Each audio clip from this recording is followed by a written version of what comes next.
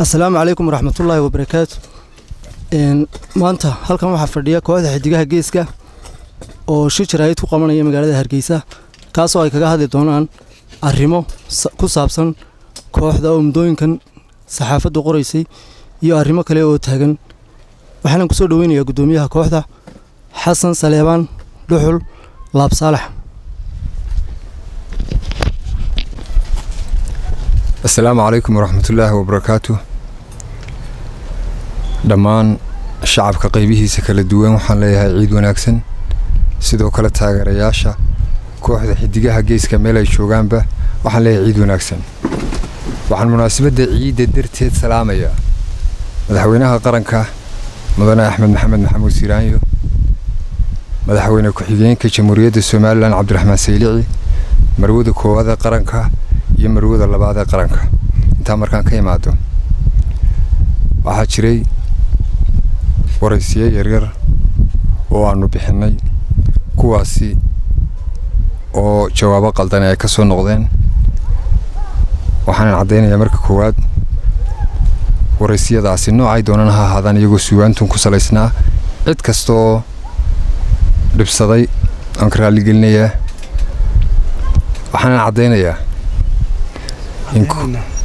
waxaan cadeynaynaa in kooxda xidigaha geesku tahay koox ku dhaata u dhashay dalkan Jamhuuriyadda Soomaaliland oo ku faana.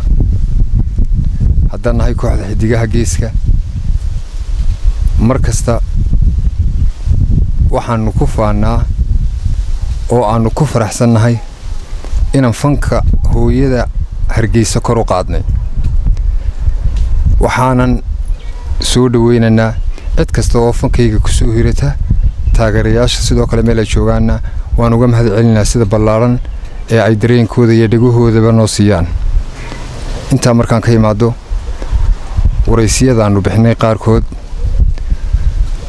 ayaa telefishinka Universal oo kale waxaa telefishin Jamhuuriyadda Soomaaliland xukuumaddu ay ka xayirtay waraysigaanu siinay shacabka iyo xukuumadda oo ka raali gelinaynaa.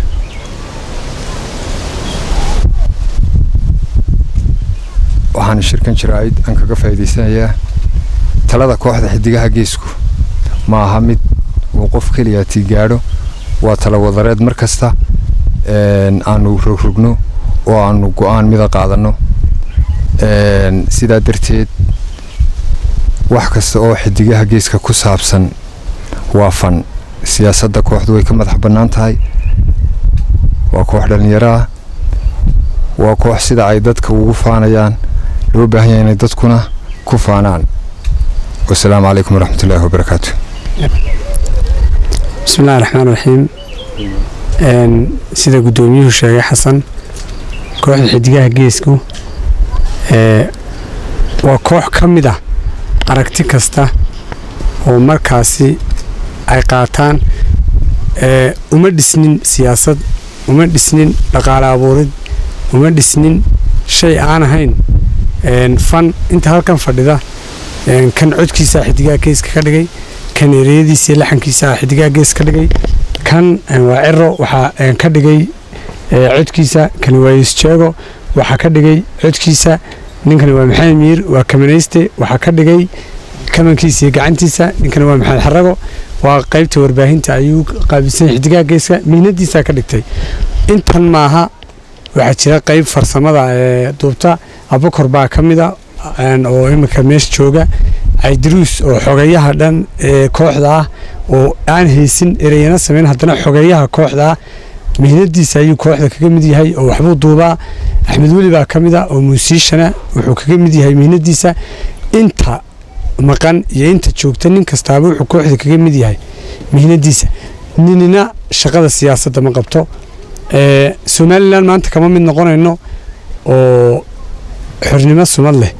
nimankii waa nimanka halkan fadhiya go'aansitaag nimankii heesta waa nimanka halkan jooga ninkii sameeyay halkan fadhiya heeso badan oo wadaniyada ayaanu qayb ka qaadanay xataa dhaqaalaha mararka qaar waddanka gudihiisa la gelinayo ayaa ka mid ah heestii waddada loo sameeyey dee annagu diray sakhtaraanu xidhnay nimankani salaadii bay ka laheen madaxweynuhuna ma ogeyna wax cunana calooshoodaa marnayd wasiirka arrimaha guduhuna ma ogeyna wax cunana calooshoodaa marnayd qarannimada ayaa ka lahisay haddii telefishinada afka soomaalida ka baxaa qaarkood af soomaali aanu kaga heesno macnaheedu maaha inaanu ka turjinnay inaanu ka mid noqonnay waanu qaran kale ka mid noqonnay fanku siduu xor yahay baan xornay somalilandna waanu nay birina waanu ahaanaynaa maalin kaloo soo socotana waanu ahaanaynaa waa salaamintiin somaliland iyo saamaynteed ku yeelan doonto sama loo arki karaa inaad markaad hawshiinni gudateen ee waxaad qaban lahayd qabateen inaad imka dambe basiisaan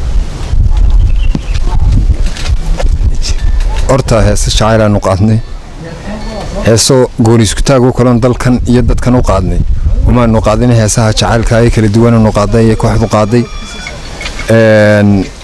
markii aan hadlayey waxaan idhi waraysiyadii aanu bixinay dadka ay dhibsadeen cid kasta oo waraysiyadaasi dhibsaday waxaa laga yaabaa in telefishinka soomaaliya ay dad badan reer somaliland dhibsadeen waanu ka raaligelinaynaa annagu haddaanu ka soo baxno universal haddaanu ka soo baxno kaa soomaali weyn haddaanu ka soo baxno kan qaranka iyo haddaanu ka soo baxno ka elitariyaba fanku mar kasta uu ka madax bannaan yahay siyaasadda